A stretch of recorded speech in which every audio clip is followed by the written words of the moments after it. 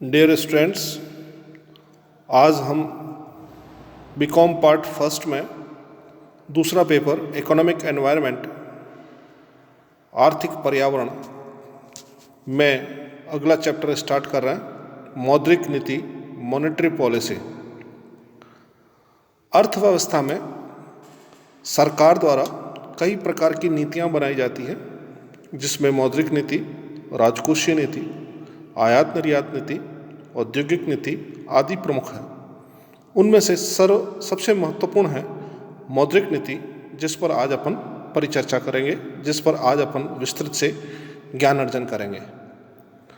मौद्रिक नीति आर्थिक नीतियों का एक महत्वपूर्ण अंग होता है, जहां मुद्रा का आविष्कार मानव जीवन के लिए एक वरदान साबित हुआ है, वहीं दूसरी ओर मुद्रा व साख की अनियंत्रित मात्रा अर्थव्यवस्था में आर्थिक स्थिरता व कई समस्याओं का कारण बनती रही है।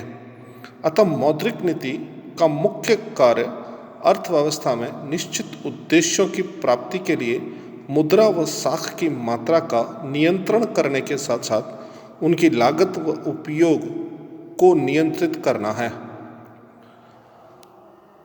मौद्रिक नीति का अभिप्राय पूर्व निर्धारित उद्देश्यों की प्राप्ति के लिए सरकार द्वारा मौद्रिक अधिकारी द्वारा मुद्रा व साख की मात्रा का विस्तार तथा संकुचन करने की नीति है। यदि हम सरल शब्दों में बात करें तो मौद्रिक नीति के अंतर्गत उन सभी मौद्रिक व अमौद्रिक उपायों को समावेश किया जाता है, जिनका उद्देश्य अर्थव्यवस्था की मौद्रिक प्रणाली को प्रभावी बनाना है। चूँकि भारत में मौद्रिक नीति का संचालन भारतीय रिजर्व बैंक ऑफ इंडिया द्वारा किया जाता है, अतः भारतीय रिजर्व बैंक की साख नियंत्रण नीति को ही मौद्रिक नीति कहते हैं। सरल शब्दों में यदि बात की जाए तो रिजर्व बैंक ऑफ इंडिया द्वारा देश में जो मुद्रा प्रचलन में है, उस मुद्रा के संदर्भ में जो साख नियंत्रण नीति बनाई जाती है, उसी को मौद्रिक नीति कहते हैं। मौद्रिक नीति का ही दूसरा नाम साख नियंत्रण नीति है।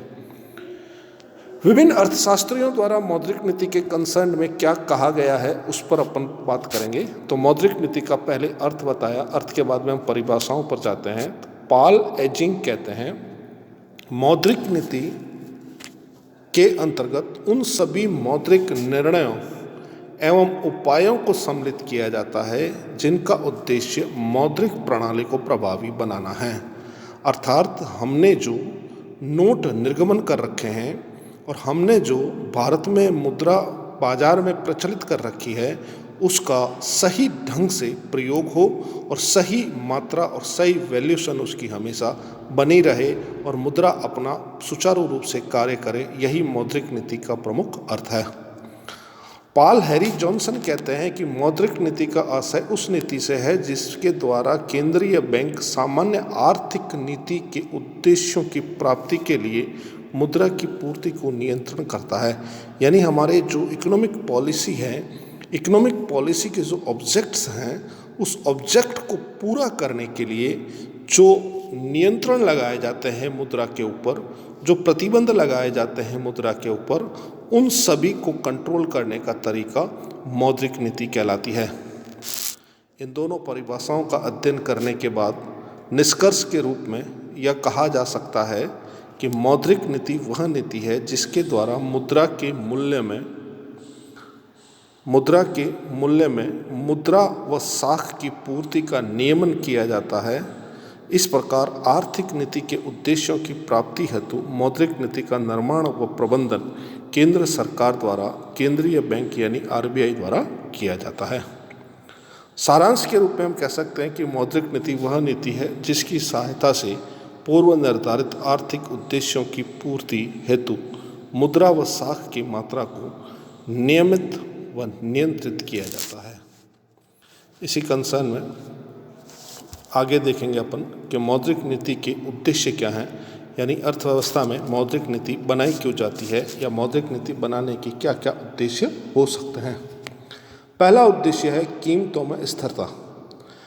देखिए, जब जब देश में कीमतों में अस्थिरता की स्थिति बनती है या कीमतें स्थिर नहीं रहती है, तब तब हमारे देश में कई प्रकार की समस्याएं आती है। जैसे इन्फ्लेशन की स्थिति है, डिफ्लेशन की स्थिति है, मुद्रा स्थिति, मुद्रा संकुचन, ये सारे कारण कीमतों में परिवर्तन के कारण ही होते हैं।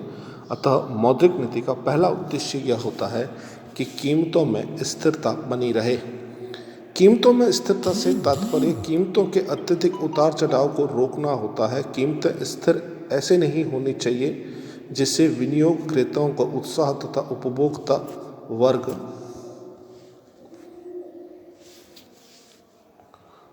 के लिए न्यायोचित हो। व्यापारिक चक्रों के कारण कीमतों में उतार चढ़ाव होता है। इसी तेजी और मंदी के वातावरण में मौद्रिक हस्तक्षेप आवश्यक हो जाता है। मौद्रिक नीति के द्वारा कीमतों को स्थिर व नियंत्रित किया जा सकता है। दूसरा है विनिमय दरों में स्थायित्व। ये आपको पहले भी बताया गया है कि विनिमय दर होती क्या है। विनिमय दर वह दर होती है जिसके द्वारा अंतर्राष्ट्रीय बाजार में एक देश की मुद्रा को दूसरे देश की मुद्रा में बदला जाता है। जैसे भारतीय रुपए को अमेरिकन डॉलर में बदला गया, अमेरिकन डॉलर को भारतीय रुपए में बदला गया, यह विनिमय दर है। अब $1 के मुकाबले कितने रुपए होंगे या $1 के बदले कितना डॉलर मिलेगा, ये जिस दर पर परिवर्तित किया जाता है उसे विनिमय दर कहते हैं। तो सरकार ये चाहती है कि विनिमय दर लगभग स्थिर रहे। ऐसा नहीं हो कि सुबह कुछ और, शाम को कुछ और, दोपहर को कुछ और, ओपनिंग बैलेंस में और क्लोजिंग बैलेंस में और, ऐसा नहीं होना चाहिए। हमेशा स्थिर रहनी चाहिए। तो स्थिर रखने के लिए मौद्रिक नीति का सुचारू रूप से संचालन आवश्यक है। तीसरा, पूर्ण रोजगार की प्राप्ति। पूर्ण रोजगार की प्राप्ति का मतलब यहाँ है ऑलवेज D = S, यानी मांग पूर्ति के बराबर रहनी चाहिए। मांग और पूर्ति में सामंजस्य स्थापित करने को पूर्ण रोजगार कहते हैं। तो पूर्ण रोजगार की स्थिति रहनी चाहिए। बचत व विनियोग के साम्य को पूर्ण करने को लक्ष्य की प्राप्ति की जा सकती है। कुल मिला के वही है, मांग और पूर्ति हमेशा बराबर रहनी चाहिए। अगला है आर्थिक विकास, इकोनॉमिक डेवलपमेंट। तो देखिए, मौद्रिक नीति के विभिन्न प्रयासों द्वारा आर्थिक विकास को प्राप्त किया जा सकता है।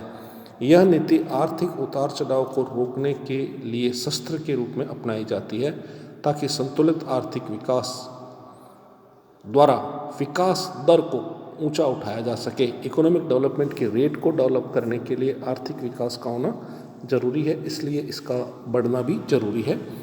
अर्थव्यवस्था का विकास तभी संभव है जब विकास की दर अच्छी हो। अगला है मुद्रा की तटस्थता। तटस्थता का मतलब होता है लगभग स्थिर रहना, जिसमें ज़्यादा परिवर्तन की संभावना न हो। जब तक वो स्थिर रहेगी तब तक अर्थव्यवस्था नए आयाम को प्राप्त करती रहेगी। तो देश में मुद्रा की पूर्ति मांग के अनुसार नहीं होनी चाहिए, वरना देश की अर्थव्यवस्था अस्त व्यस्त हो जाएगी। मौद्रिक नीति का उद्देश्य मुद्रा की पूर्ति व मांग के संतुलन बनाए रखने से है। फिर है आय में स्थिरता। मुद्रा व साख की मात्रा में परिवर्तन से व्यापार चक्रों का जन्म होता है। इस नीति द्वारा व्यापार चक्रों पर नियंत्रण लगाकर जनता की आय में अस्थिरता को कम किया जा सकता है। तो आय में भी स्थिरता होना बहुत जरूरी है। बचत व विनियोग में साम्य। मौद्रिक नीति का प्रमुख उद्देश्य बचत व विनियोग में साम्य रखना होता है। बचत व विनियोग का मतलब है लोगों ने पैसे बचाए लेकिन उसको वापस विनियोग नहीं किया, वापस इन्वेस्ट नहीं किया, वापस कहीं ढंग की जगह पे नहीं लगाए, तो उसका दुष्परिणाम ये होगा कि बचत और विनियोग सही कार्यों में नहीं लग पाएगा तो अर्थव्यवस्था का विकास संभव नहीं है। तो जितनी भी बचत हो वो वापस विनियोजित कार्यों में होनी चाहिए। आर्थिक स्थिरता, इकोनॉमिक स्टेबिलिटी। इकोनॉमिक स्टेबिलिटी का मतलब ये होता है अर्थव्यवस्था में ज़्यादा उतार चढ़ाव नहीं हो, अर्थव्यवस्था विकास की ओर अग्रसर हो। तो आर्थिक स्थिरता बनाए रखने के लिए भी अच्छी मौद्रिक नीति की आवश्यकता होती है। उसके बाद में है विकास के लिए साधन उपलब्ध कराना। कोई भी अर्थव्यवस्था अपने आप विकसित नहीं होती, उसे समय समय पे किसी न किसी टूल्स की आवश्यकता होती है, किसी न किसी बिग पुश की आवश्यकता होती है, किसी न किसी ऐसे प्रयास की आवश्यकता होती है जिससे कि विकास के नए आयाम प्राप्त किए जा सकें। तो उसके लिए आवश्यक है कि हमारा विकास और ज़्यादा ऊंचाइयों को छुए, उसके लिए अच्छी मौद्रिक नीति का होना जरूरी है। कुशल भुगतान यंत्र, हमारा जो पेमेंट सिस्टम है देश का वो और ज़्यादा डेवलप हो, और ज़्यादा रिच हो, उसके लिए अच्छी मौद्रिक नीति का होना आवश्यक है। तो इस प्रकार से आज के वीडियो में हमने मौद्रिक नीति का, मॉनेटरी पॉलिसी का इंट्रोडक्शन पोर्शन, परिचय क्या होता है, अर्थ क्या है, उसकी परिभाषाएं क्या है और ये बनाई क्यों जाती है, उसके उद्देश्य क्या है, इसके बारे में विस्तृत से परिचर्चा की। अगले वीडियो में हम मौद्रिक नीति के उपकरण या टूल्स, यानी कौन कौन से उपकरण काम में ले जाते हैं, कौन कौन से उसके टूल्स होते हैं, उसके बारे में चर्चा करेंगे। आज के वीडियो में इतना ही। बहुत बहुत धन्यवाद।